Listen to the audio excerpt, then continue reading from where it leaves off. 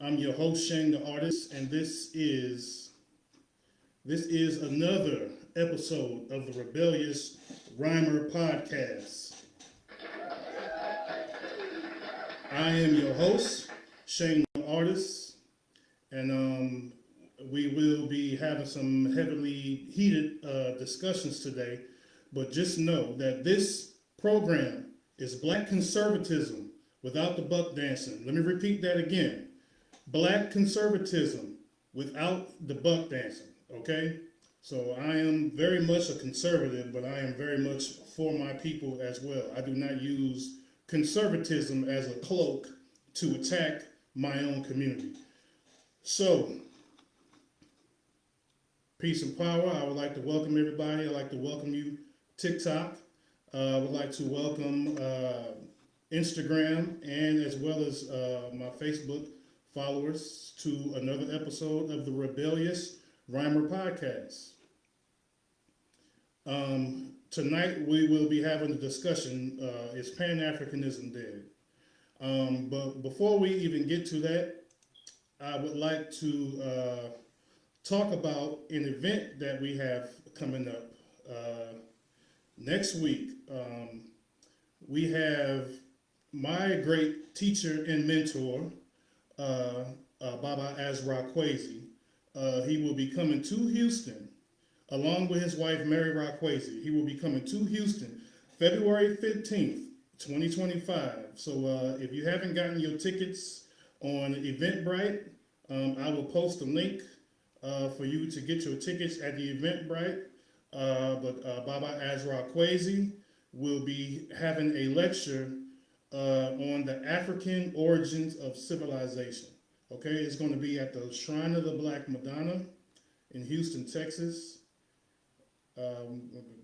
Pull up an address here. The Shrine Cultural and Event Center in Houston, Texas. That's going to be 5309 Martin Luther King Boulevard, Houston, Texas, 77021. That is the address to the Shrine Cultural Center, also known as the Shrine of the Black Madonna. We will be hosting the event of Azra and Mary Rakwesi doing the lecture on the African origins of civilization. February 15th, 2025. You can get your tickets at Eventbrite. Or you can just go to Eventbrite and search up Azra Kwesi or Mary Rakwesi, or African origins of civilization, and it will come up. But also, I will post a link. That's what I'll do. I don't know if you guys have heard or not. Since Trump has been in office, he's been really delivering on what he said he was going to do, hasn't he? He has been deporting people left and right. And I'm with that. I'm with that. Cheers to that. Especially if you're here illegally. I'm sorry, but the resources need to go to our people. The resources need to go to the American people, and particularly my people first, because I bang for my people, and we are the most aggrieved from ill doings of this United States government. So we need those resources, family. They don't be needing to go to Pakistan and Afghanistan and Yugoslavia, Mexico, what's that? Ukraine, all of these different places. Those resources need to stay right here. Did y'all know that 50% of the homeless population in Skid Row in California are FBA, the Foundation of Black Americans? Y'all probably didn't know that. We got our own issues here. We need those resources to go to us. We need those resources to stay right here in this country, to go to our people, the American people. Okay, so I'm all for this mass deportation, all right? And there's some people may be in here who don't agree with that. You can let me know how you feel in the comments. You can jump right on in. I can add you to the conversation. whatever it is you want to do, I'm an open book today. You can talk to me, question if you have any questions. Just let me know. Okay. Speaking of deportation, let's see here. Speaking of deportation, they starting to make their rounds with the Jamaicans. Bumbaclot. The Jamaicans. Let's read this here. Many Jamaicans deported from U.S. last week were for immigration offenses. So they deported some Jamaicans. Well, this article is not new, so this happened about 2 weeks ago. But they deported some Jamaicans for immigration offenses. Let's read further. The vast number of approximately 56 Jamaicans who arrived in Jamaica on Thursday after being removed from the United States had committed immigration offenses. Of the overall number, 4 had served time for murder.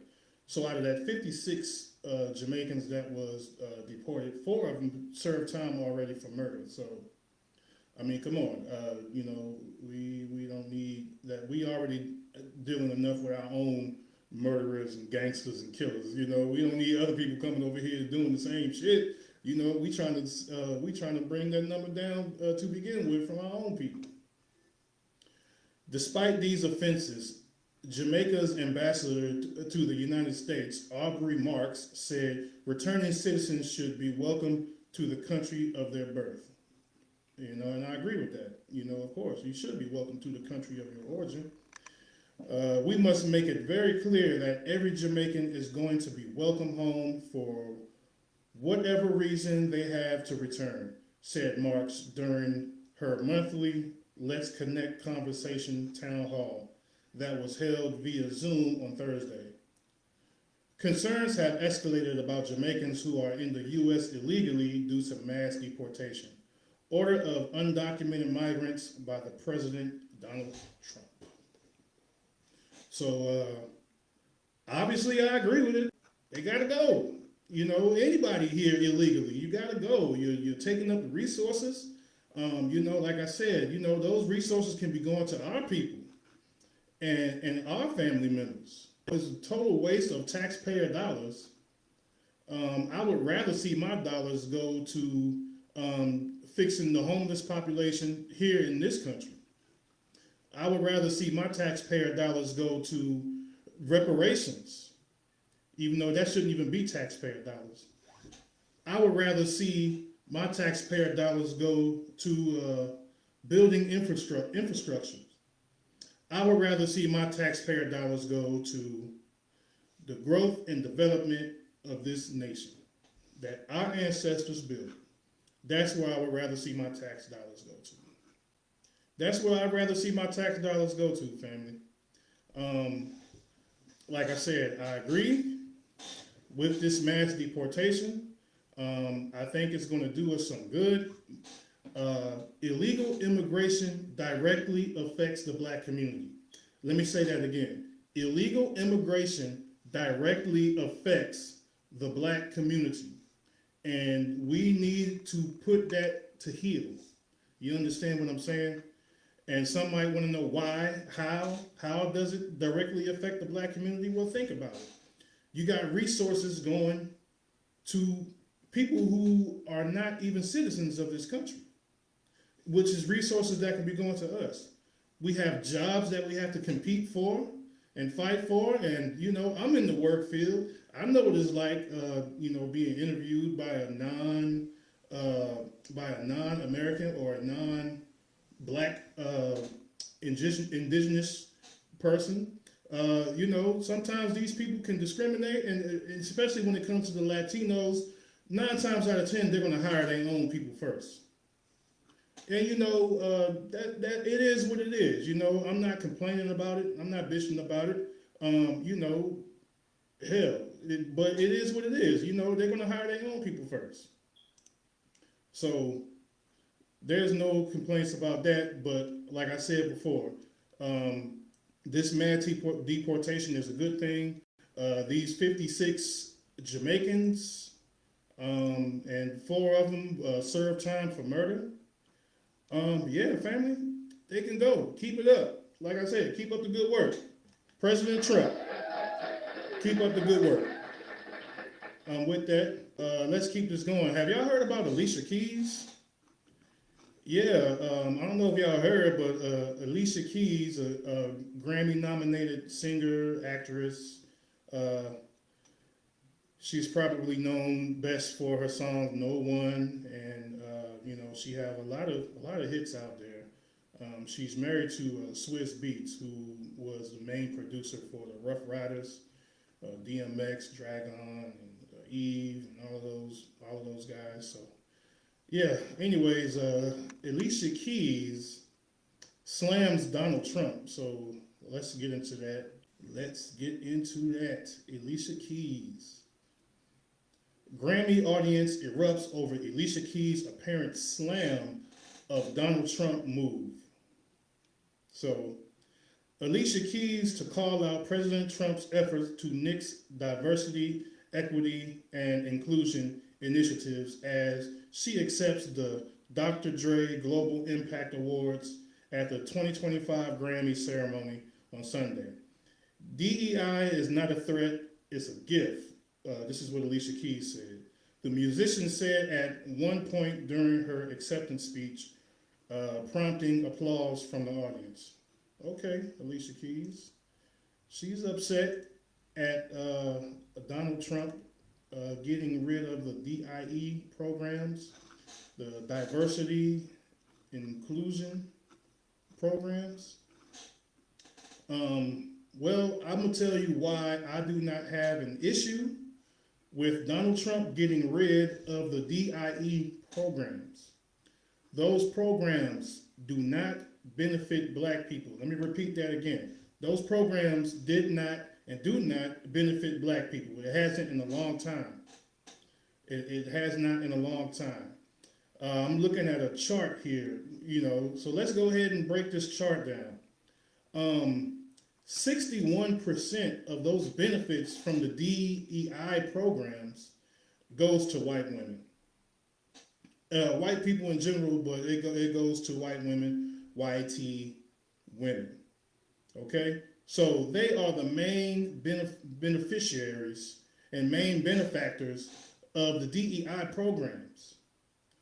Okay? And then you have 2 or more races. That would be around 5% of the resources go to 2 or more other races. So you're talking about, maybe Arabs or other groups of people that aren't necessarily on this chart here. So it says 2 or more races. So they get about 8% of the DEI benefits, according to this chart here. DEI. That's I was right the first time. Diversity, equity, and inclusion. Okay, so you have Native Hawaiians and other Pacific Islanders. They get about 18% of the DEI benefits. Okay, so you have Native Hawaiians and other Pacific Islanders. They're getting 18% of the benefits. Latinos, my Latino brothers and sisters, they are getting 8% of the DEI benefits. And you say black people, black or African American, do you want to know where we rank as far as being the recipient of these benefits? I'm going to tell you where we rank. We barely rank at all, 8%. And there's some charts that I saw that says 6%. So get rid of the diversity, equity, inclusion program. I don't care. It doesn't benefit us. It doesn't benefit us at all. So it can go. That program can go. It can get it out of here. Get it out of here. We don't need it. We do not need the diversity, equity, and inclusion program anymore. We do not need affirmative action anymore. There's no need to complain about the acts of affirmative action or the diversity, equity, inclusion, because it does not benefit us, I don't have no complaints about it. Way to go, Trump, for doing away with those programs. Way to go for doing away with those programs. We don't need them. We don't need them. Way to go. Get them out of here. Get those programs out of here. We don't need it. We do not need it. But we are going to go ahead and get to the subject at hand. Is Pan-Africanism dead? And I know I might have some people who want to chime in. I see my brother, I Killed Jesus is in here. Peace and power, bro. If you want to chime in, you can. This is my first time going live on Instagram, so, I'm going to have to, figure that out.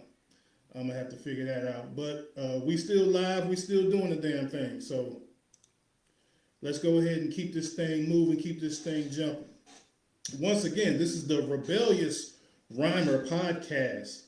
Black conservatism without the buck dancing. I'm going to say that again. Black conservatism without the buck dancing. You heard me?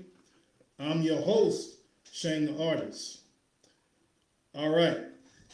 Pan-Africanism. Do I think Pan-Africanism is dead? I would say yes and no. I would say no because I'm just going to go ahead and say no. I'm not going to even stick to some gray area. I'm going to say this. No, Pan-Africanism is not dead. But in my eyes, it is definitely pushed on the back burner. It's on the back burner for right now, Pan-Africanism. Me personally, I choose to delineate from Pan-Africanism and Pan-Africans and that whole movement. And I'm going to tell you why. And this might be offensive to some people. But, hey, there you go. Okay, man, very good. Hey. Probably my connection or something. Oh, yeah, it's all good. Yeah, brother, man. Well, this is my brother, Sean. He's known as I Killed Jesus on Instagram. Me and this brother go way back. We've done plenty and many of maneuvers and street activities together, armed patrols, gun safety training, martial arts training, you name it. So I would like to welcome my brother, Rashawn, to the Rebellious Rama podcast. Welcome, brother. Welcome you. And we welcome you in on this discussion. So the discussion tonight is Pan-Africanism dead? So my thing is no, it's not, and you can piggyback off of what I'm about to say, but my view of it is no, Pan-Africanism is not dead, but me personally, I choose to put Pan-Africanism on the back burner, and this is why. Because for a very, very long time, Pan-Africanism seems to only be a one-way street. Let me repeat that again. Pan-Africanism seems to only be a one-way street, meaning that Black Americans do not benefit from Pan-Africanism as much as other diaspora people benefit from Pan-Africanism. And I'm going to explain to you what I mean by that. What we get from Pan-Africanism is some knowledge of self. We might get our dollars together. We might go visit Africa. We might go stimulate the economy. We might go spend money. We might buy trinkets. We might connect with some people, and things like that. And, and that's fine. I don't mind the knowledge that we receive from Pan-African, as far as Pan-Africanism goes. But the way I say it as a one-way street is because when brothers and sisters from the diaspora come here to this country, they get way more. They don't just come here and just stimulate the economy with their money and then they dip and go back to their country. No, they come here, they leave their families, their babies, their loved ones. They come here, they stay here, and hardly they ever go back. And they don't stimulate our economy. They come here and they form their little enclaves, and they form their own little groups, and they don't want to deal with us. They don't want to have nothing to do with us Akatas. That's what they call us. They don't. They come here and they help themselves, and they form their own little enclaves. And we went and fought and put our lives on the line, blood, sweat, and tears, to even get them to come to this country. We died and bled and sweat, blood, sweat, and tears to get that 13th Amendment passed and that 14th Amendment passed that will be able to let people have birthright citizenship here. We fought for people to come here and to receive benefits, and I would say this, unearned benefits from the American government and from the taxpayers.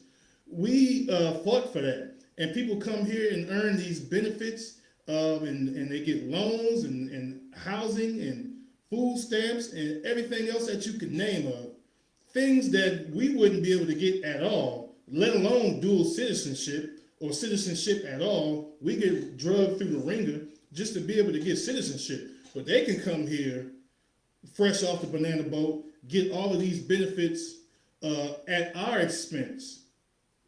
So that's why I say, that's one of the reasons why I say Pan-Africanism is a one-way street. Brother Sean, I don't know if you want to add to that, but how do you feel about that? Can you hear me? Can you hear me clear? Yeah, I can hear you. I'm sure the audience can hear you. I'm gonna say like this here, man. I'm gonna say this because I look kind of deeply into it.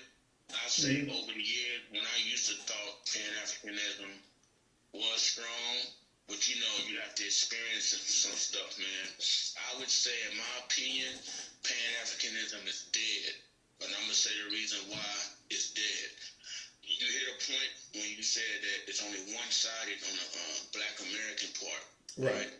But here's how Pan-Africanism is supposed to work. It's like a relationship. So let's say you have a man and a woman, right? Let's say one partner loves the other one, but the other one don't love the other partner back. That's not a relationship. It's a one-way thing.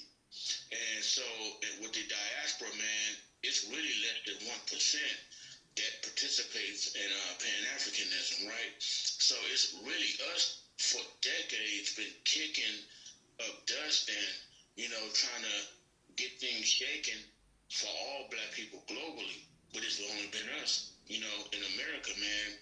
So I look at it as being dead because the ones we're trying to have as our partners, they're not reciprocating that same love. They're not reciprocating that same fight. Even with the CARICOM thing, they're not even including us with that stuff. You see what I'm saying? They doing it for themselves. They never mentioned Black Americans. They never gave us a thank you for bringing them here. When we go through issues in America, they don't even lift a finger to help us out.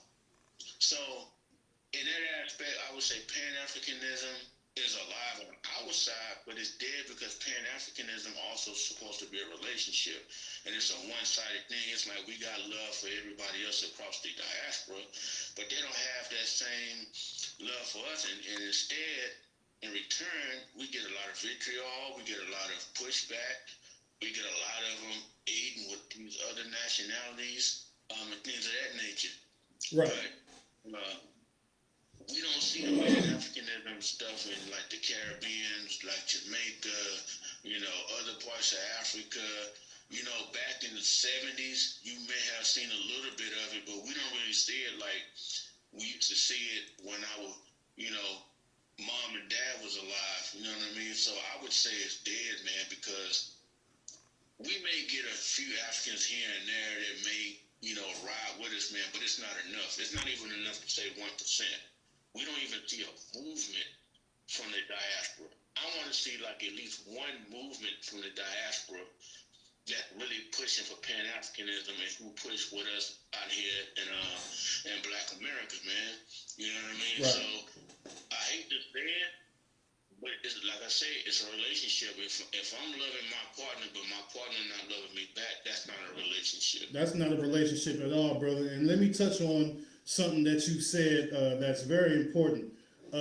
you said that we, the Black Americans, that Pan Africanism is alive on our side, and I agree with you with that because I believe that FBA, Foundational Black Americans, are the gatekeepers of Pan Africanism. I'm going to repeat that again. We are the gatekeepers of Pan Africanism because Marcus Garvey, when he first started this Pan African, he wasn't the first to start the Pan Africanism movement, but he made it really popular. You know what I'm saying? And he left from Jamaica and bought his Pan African Black Star program to the United States because his program was not jumping off in Jamaica.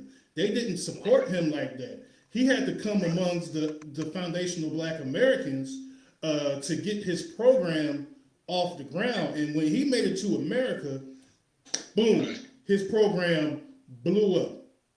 And everything started happening. They started trading with China, and they started sending people back to Africa, with boats and stuff like that. So the movement started popping. The Garveyite movement started popping, but it did not pop off until he made it to the United States. So I say that FBA, Black Americans, are the gatekeepers of Pan-Africanism, and we are the gatekeepers of that RBG flag. And we are the ones who represent.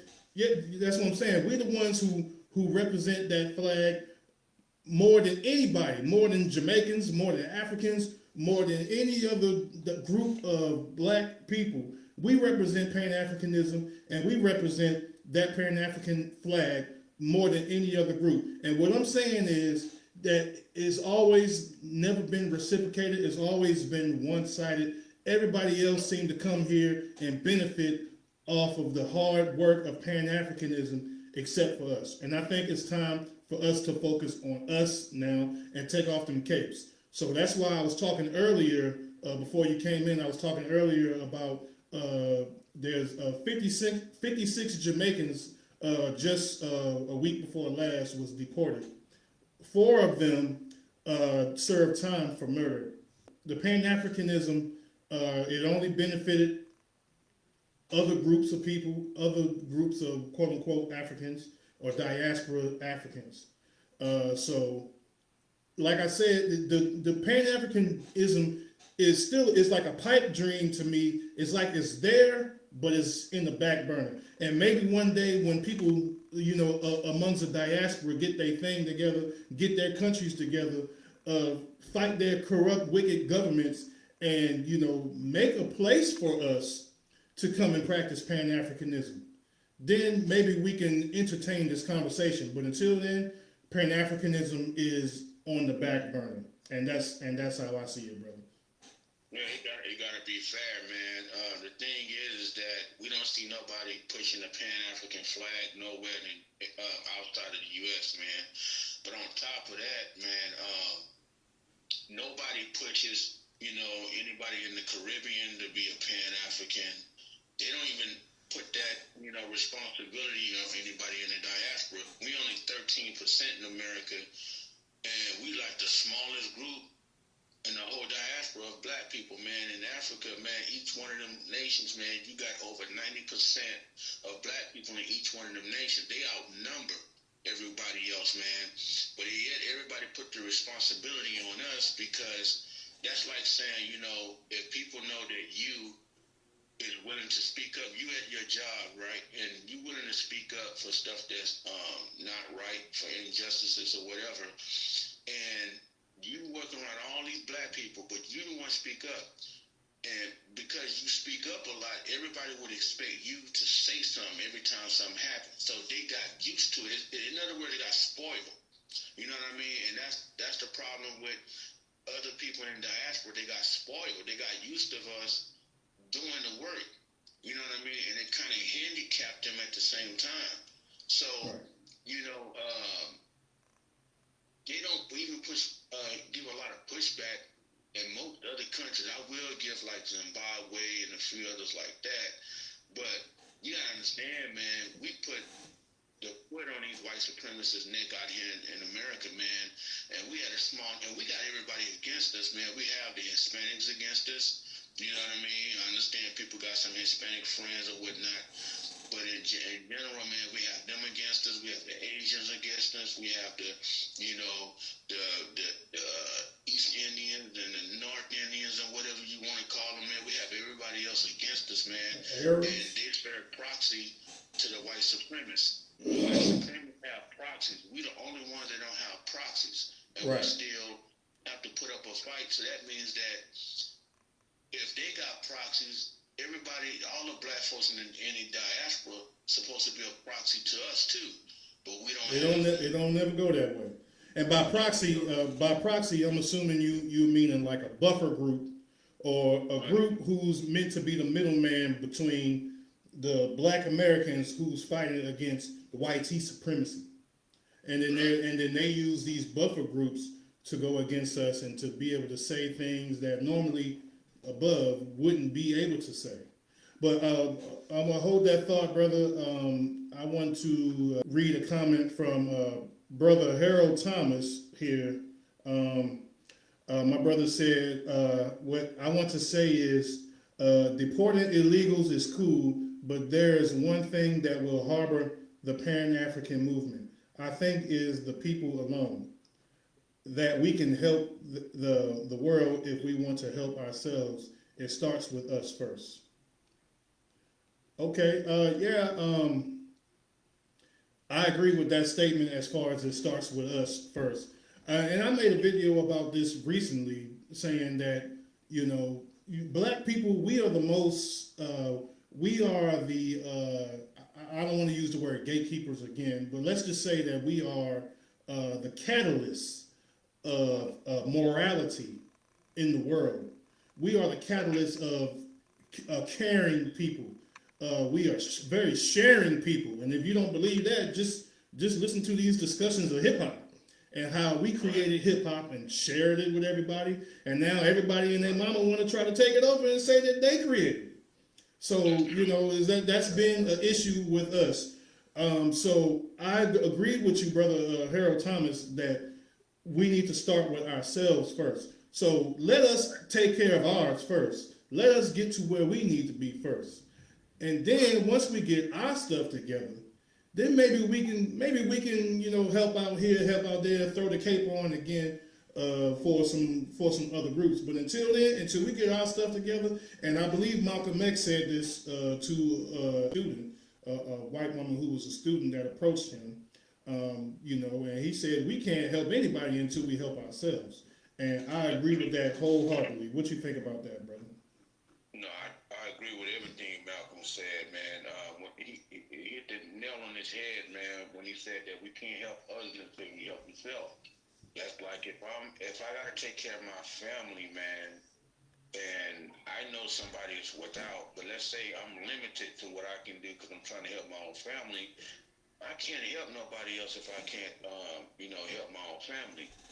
But at the same time, with black folks in America, man, with so little to fight with, we help everybody else, man. You know what I mean? And it's crazy because even these other buffer groups, that's buffers to the white supremacists, whenever they get into a pickle or a jam, they still come look for us. But it's funny. And here's the thing I want to ask, man. I want to know why no one asked the Caribbeans or the other Africans that's on this soil for any kind of help. Where's the Nigerian community? Where's the Cameroon community? Where's the Ethiopian community? Where's the Jamaican community? Nobody runs to them wagging their fingers and saying, hey, where you at? Why you not speaking up for it? You know what I mean? Look at the immigration thing. As far as the deportations, nobody's running to anybody else and saying, hey, why y'all not helping us? You know what I mean? We always got this heavy responsibility, man. And you know what that feels like? It's kind of like when you was growing up with your siblings, and whenever your parents come home, if that house wasn't clean, it's like that one sibling gets in trouble, and you be like, well, what about everybody else? How come I'm always getting the brunt of all the trouble? You know what I mean? That's what it feels like, man. It's like we Right. supposed to be all one big family, but we keep getting this responsibility, man. And it's like we only 13%. We limited to what we can do. You know what I mean? And we tried to ask for help for almost over 60 years. It's been over 65 years, man. To where we try to reach out to the diaspora, man. We reached out to everyone. We tried to help them out in their wars. Yeah, we have helped them out. We have, yeah, we have helped them out in their wars, brother. Like Ethiopia, for instance, who was going to war in the 1930s with the Italians against Mussolini. We had foundational Black American soldiers ready to fly over to Ethiopia to help them fight. We did have one brother to fly over to Ethiopia, and he taught the Ethiopians how to build airplanes and how to fly airplanes. And that was the one of the reasons why Mussolini was forced to flee Ethiopia. But we have a question here from Big Sabo 55. That's Sabian. What's going on, man? And his question is, what is Pan-Africanism? So I'm going to give an answer, and then I'll let you elaborate on how you Pan-Africanism. I'm not, without trying to get too deep into history. There was a man by the name of Marcus Mosiah Garvey, and in the 1920s, he created a flag. The flag is red, black, and green. Then the red stands for the blood, the black stands for the people, and the green stands for the land.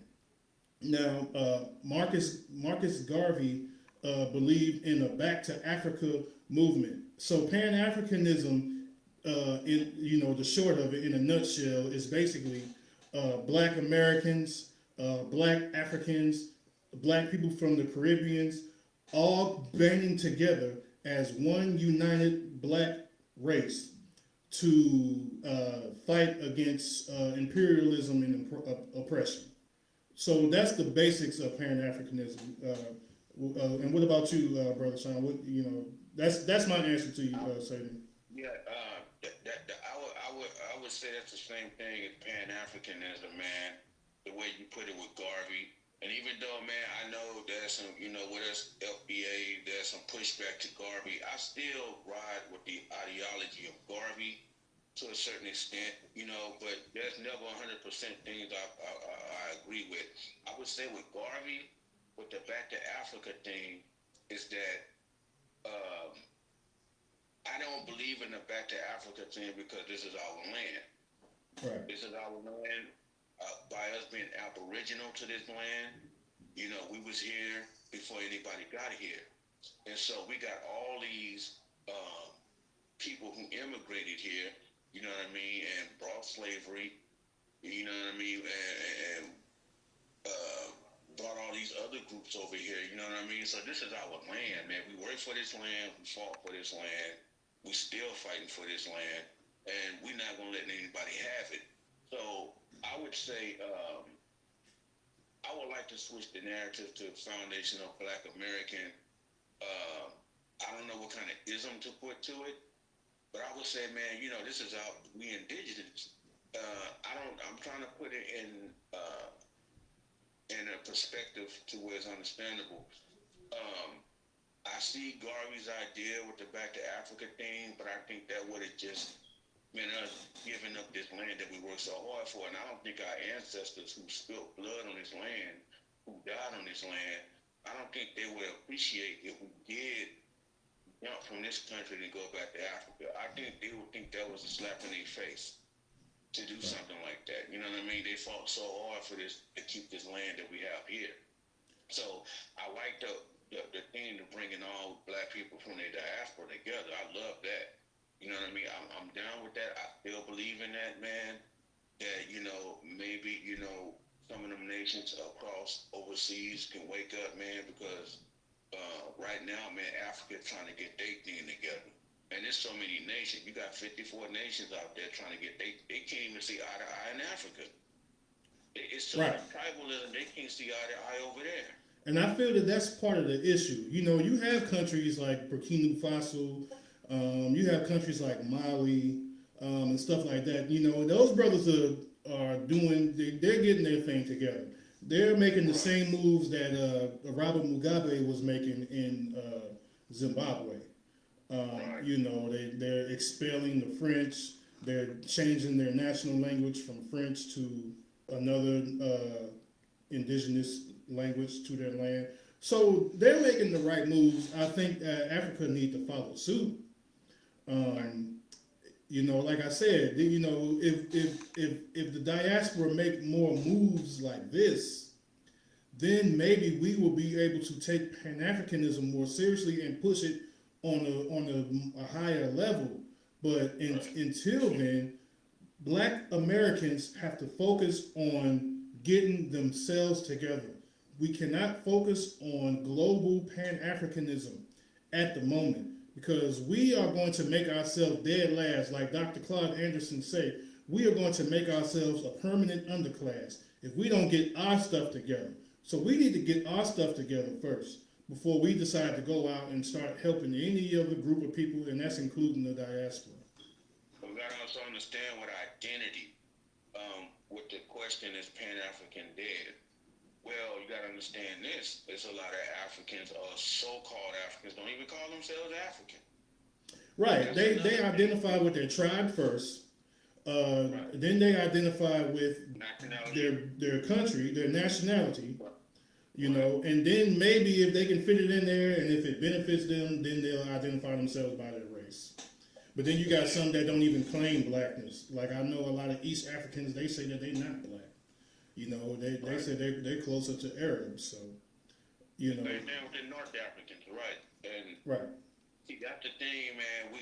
It's so hard to try to change the ideology of so many nations because all of those nations, man, and we understand white supremacy did its job, man. They did a hell of a job with reshaping the ideology of these different countries. And we know, like Nearly Fuller Jr. said, man, like the stuff that we see, you got to always put the white supremacists behind it. You know, they always behind it. You know what I mean? And rest in peace to Nearly Fuller Jr. I was just about to say that, brother. I was just about to take a moment of silence to say rest in peace to our good brother Nearly Fuller Jr. You know, and Nearly Fuller Jr. teaches us that we need to replace a system with white supremacy with a system of justice. And so, you know, that we learn a lot of game from that brother.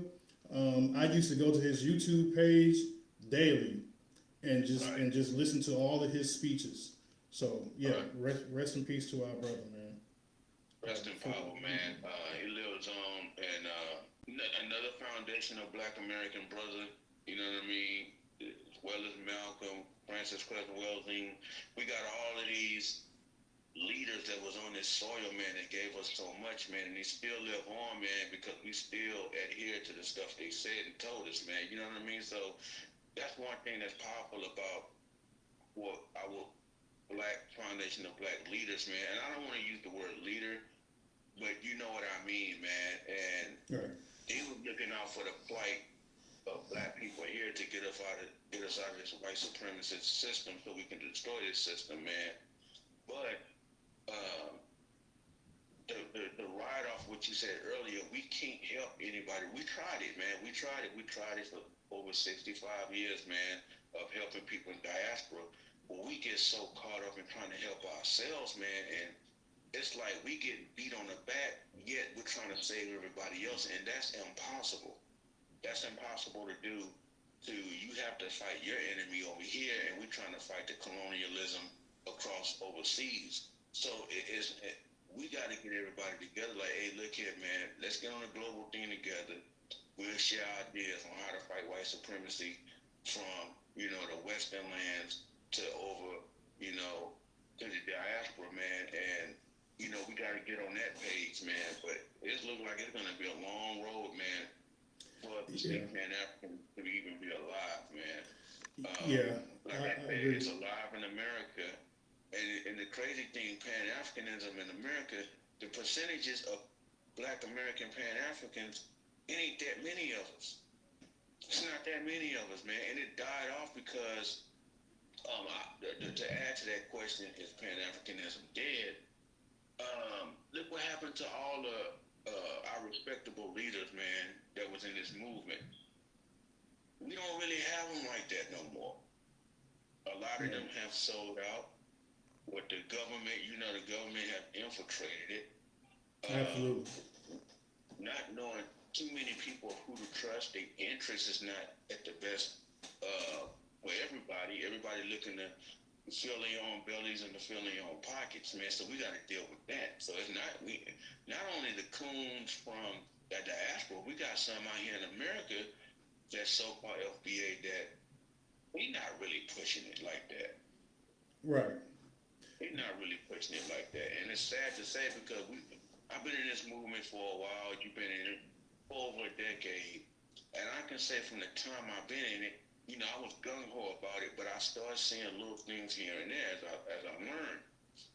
And I noticed the last 5 years, I started seeing a downhill spiral, man. And I called this out about 3 years ago. I said, I'm going to give myself some time. And I gave myself 2 years. But I started seeing that, damn, the leaders, man, like, what's going on? Like, what is this for? You know what I mean? Like, what are they mission? I know what my mission is. And like you said earlier, to use the word pipe dream. I'm like, damn, this looks like a pipe dream. Exactly. I said, we got to go another route. This ain't working. Well, I agree. I agree with you, brother, and that's why I don't really look for leaders anymore. I do believe that we need to be on a certain code, and that code need to be the leader. Because when you look at the past, when we had leaders in the past, they get assassinated. Black leaders, Martin Luther King, he was assassinated. Fred Hampton Jr.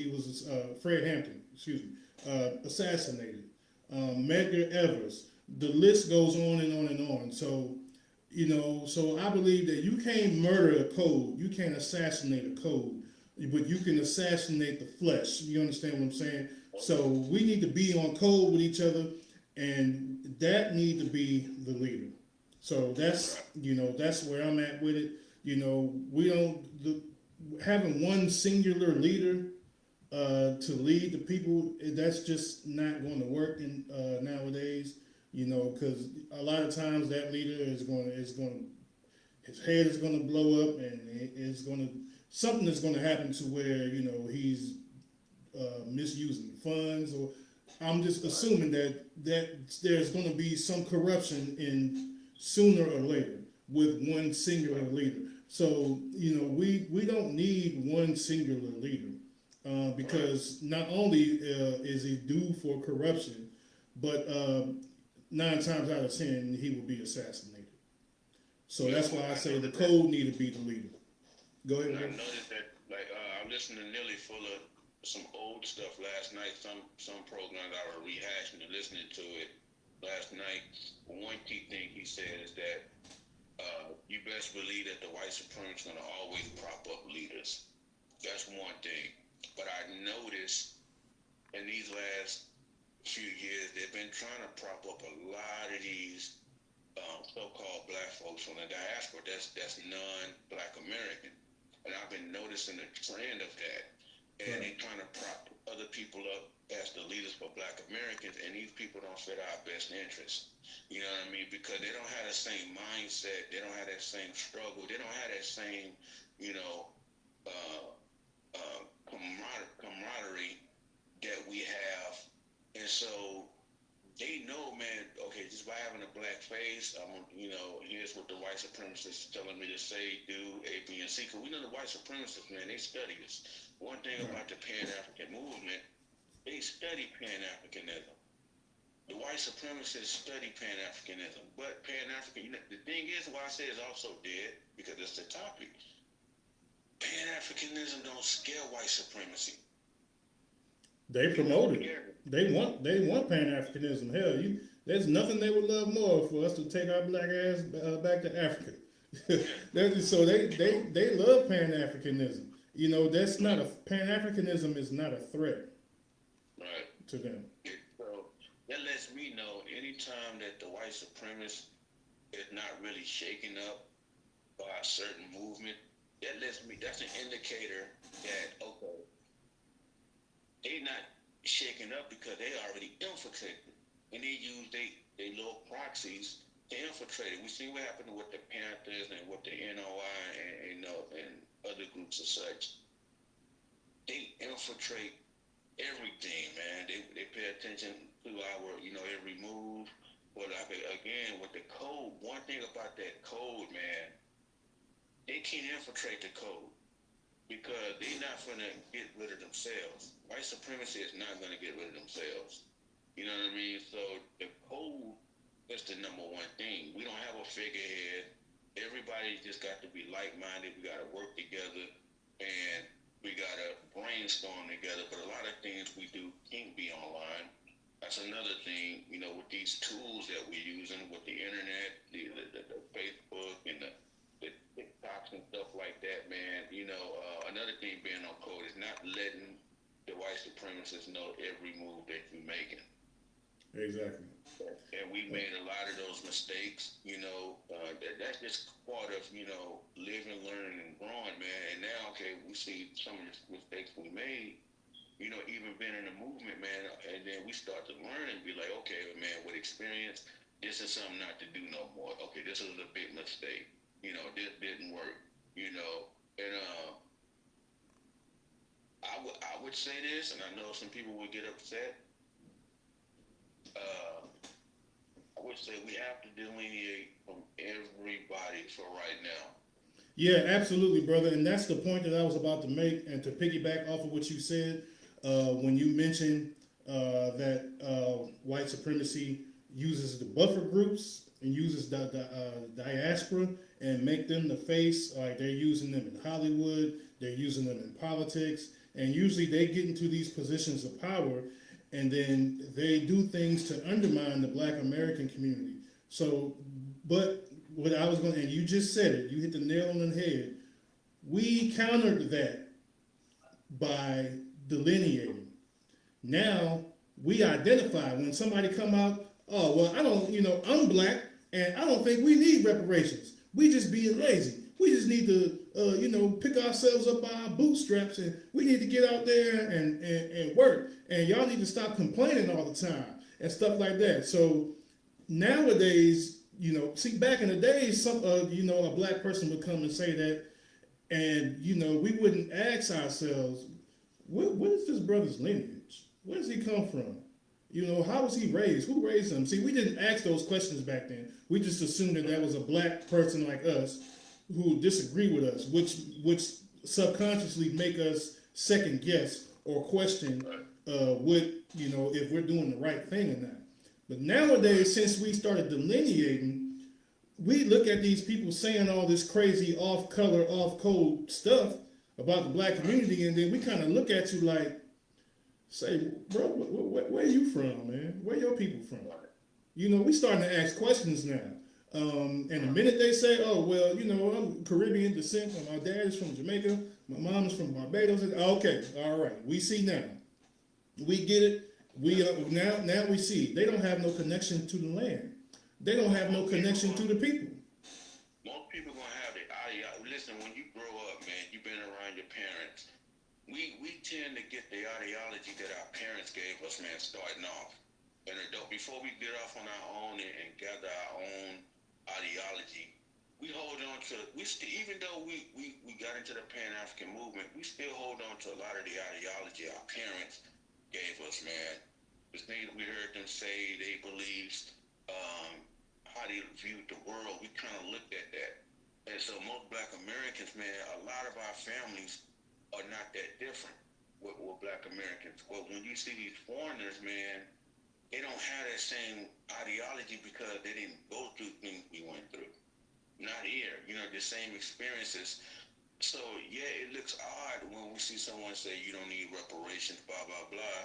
Look, man, reparation is not a handout. This is like, if you wreck my car or burn my house, you owe me for that. So I'm not holding my hand out begging. I'm telling you, hey, man, look, you owe me. That's what reparations mean, man. You owe me. We're trying to repair the damages that have been done. You owe me. You know what I mean? And you can't get from that. I mean, if the so-called red natives got their reparations, you had the Chinese got their reparations. Everybody, even the Jews got their reparations. You know what I mean? So Hell, they have reparations parties that we don't even, they're not supposed to know about them, but they have reparations parties. right, and so even with Trump, man, and I'll put it like this here: I always use Nelly Fuller Jr. Let's say when we had the choice between Donald Trump and Kamala Harris, I used the ideology of Nelly Fuller Jr. with that, man. With Trump, I know what he is. I know who he is. I know what he's about. But the reason why we was kind of siding with Trump because, like Nelly Fuller says, it's business as usual. It's just business. It ain't that we love the man. You look at him as no hero, nothing like that. It's just business. It's like, look here. I don't care how Pan-African you are. Everybody try to make a living. You know what I mean? And we don't print our own money. We don't have our own system. We got no choice but to be in the system. So we trying to see what the best options are. Okay, man, look here. I'm gonna ride with this because this over here ain't it. But at least with Trump, the shit that he put out, we can maneuver some of that shit. A lot of that shit we can maneuver with. And that's what some people say, oh man, you a MAGA dude, you're a black Trump supporter. No, that's not it. We playing the game that they playing. Exactly. Out the chessboard, and we playing the chess game along with them. Now, I say this, after all this stuff that's going on right now with all these other buffer groups, we trying to get all the buffer groups out the way. It's just like a video game. You're going through all them stages with all them different enemies. But we know who that number one enemy at the end. The final boss. We know with all the buffer groups. But we know at the end of the story who to deal with, man. So it's not that people just riding with Trump, man. It's the fact that the policy. I'm a policy-based person. I don't give a damn about Trump. I don't care if he croak and die tomorrow. But the policies, man. And what's crazy is that people don't understand politics. That's the problem with a lot of our people, man. We got to get on board to understanding politics, man, and know how to play the damn game. Yeah. And so, like Nelly Fuller Jr. said, man, it's business as usual. It's just business. I don't care nothing for these politics. It's just straight business. Yeah, me neither, man. And like you said, our people don't really, it seems like a lot of us don't really know about politics. We tend to just vote off of pure emotions. And that is emotions is not going to fly. Emotions doesn't get the policy that you need that's going to help your people. You know what I'm saying? So, like when it comes to strategies of war, I would prefer a person come straight to me with a knife and tell me in my face, I'm going to kill you. I would prefer that dude over the person who's going to come to my face and smile in my face and shake my hand. And the minute I turn my back and walk away, he drives that knife into my back. And that is the Democratic Party to me. They will shake your hand and smile in your face as a black man and a black woman. And they will tell you about black pride, and they will tell you about the sister girl, black girl magic movement. And then, they do all of this stuff and try to amp you up. And the minute you turn your back, they're going to drive that knife in your back. So, That's the thing with the DNC, man. With the DNC is that notice that party for the last 50-odd years, man, always try to divide black Americans amongst each other, especially with the black family. That's why if you look at the pattern over the years and how things evolved with that DNC, with that Democratic Party, man, they split the families up. It was the Democrats that pushed for that. They're the ones that passed the laws for that. Then after that, they slowly try to make it, a bad thing for a man being a man. Because we understand, the white understand what manhood is. The Asian man understand what manhood is. So that's why they putting these boys in dresses, man. That's why you seeing a lot of the feminist stuff, man. They know that if you make the man weak, you make the family weak. This is the DNC do. And that's why they all about this alphabet stuff. And again, this is pushed and moderated by the white supremacists. You gotta understand, people gotta understand the history of the DNC party and what they plots and plans were for the black communities, man. Um, and now I'm starting to see the Pan-African movement pushed into that stuff now. The so-called because they're using the Pan-African movement with this democratic stuff now. But that's another reason why the Pan-African movement is dead. You know what I mean? We kept this alive for too long on one side, but it wasn't going nowhere, man. But again, man, like I said, I'm not a person that look at Trump as a hero. But goddamn, man, we can't say that them policies don't work. Anybody say that them policies don't work and they black, they out of their mind, man. Yeah, and I think the majority of our people know that his policies are helping us more than they're hurting us now. You know, getting this mass deportation is a positive to the black community. It's not a negative. And we don't need to go throwing on our capes every time somebody is in trouble or needs some kind of help. We need to help ourselves, man. So I'm going to wrap up this program. Do you have any last thoughts that you want to add? Yeah, well, I want to touch on the deportation thing that you brought up when you brought it up in the beginning of the program. There's a lot of, this been going on for the last few years too, but especially now, man, I've been seeing so many clips and so many podcasts, man, just watching a lot of these Hispanics because they getting deported. They pushing that this is Mexican land, this is the Hispanics' land. I want to tell black people, man, we got to get off this thing that we own somebody else's land. This is ours. If you know your history, this is why we have to do another show breaking down how this our land, how we indigenous to this land. We was Absolutely. here thousands of years before the so-called red natives got here. And so the Mexicans are claiming that they were the original Indians. And now they're using this narrative that, man, we helped y'all through slavery, blah, blah, blah. And I can break that history down, how that's a lie. Don't let these people try to guilt trip you into thinking that this is their land and we owe them something.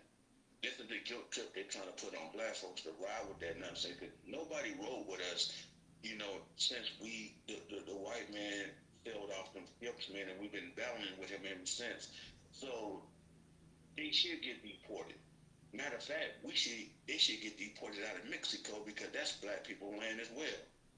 You know what I mean? So I'm all for deportation, man. If you didn't get here legally, and to be honest, I may sound mean, I don't think we can afford to have people to come here legally, man, because look what the economy is right now. Look at the price of food, how the cost of living has gone up, man. It's because we have too many people that's overcrowded in the United States that don't need to be here. You know what I mean? So that's my issue with deportation. I'm all for it. I hope they get more up out of here. Hey, take the kids.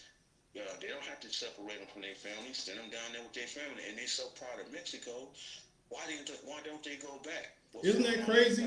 Isn't that crazy that they waving these Mexican flags, fighting the U.S. government because they don't want to go back to the country where they're waving their flags for? I mean, it just really is like an oxymoron. It really doesn't make any sense to me. You should go back to your country, make your country great, instead of coming to a place where black Americans fought to make this country great.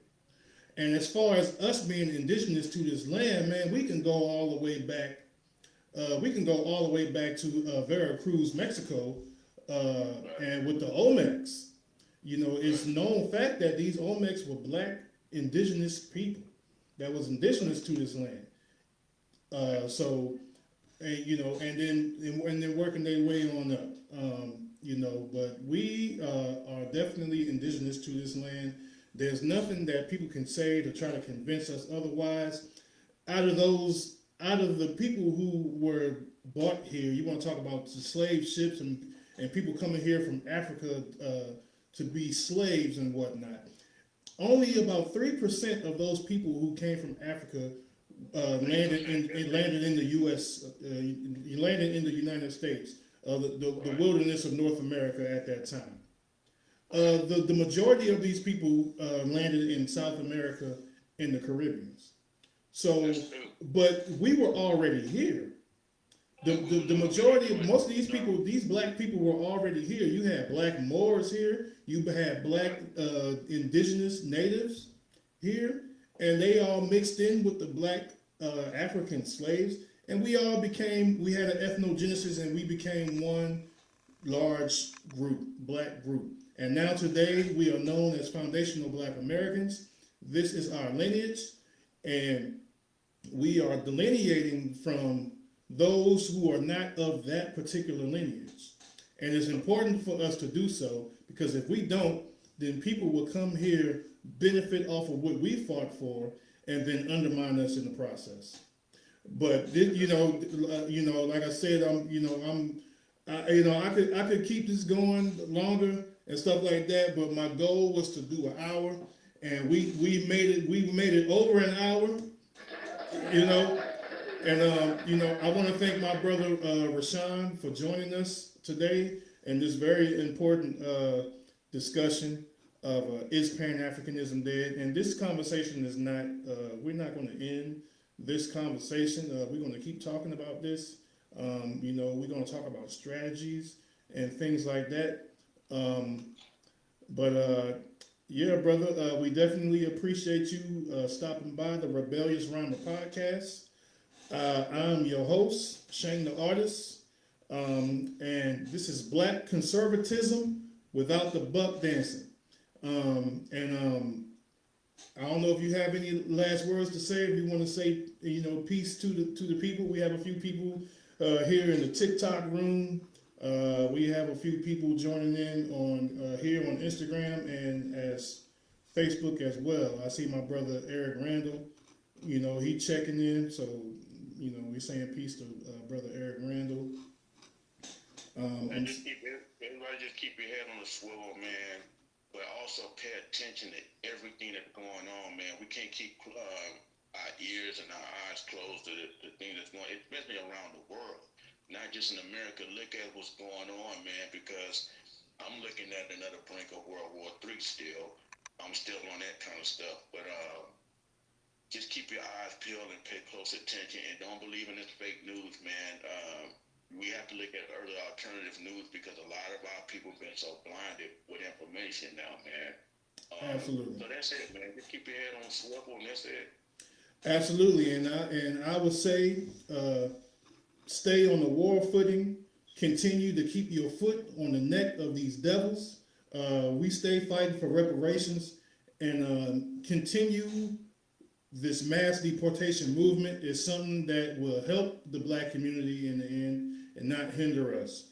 And that's going to be all to the Rebellious Rhymer podcast. Again, I am your host, Shane the Artist, and thank you once again to our brother Rashawn for stopping through. And we appreciate you, brother. And peace and power. And remember, the revolution starts with you. Peace. Peace.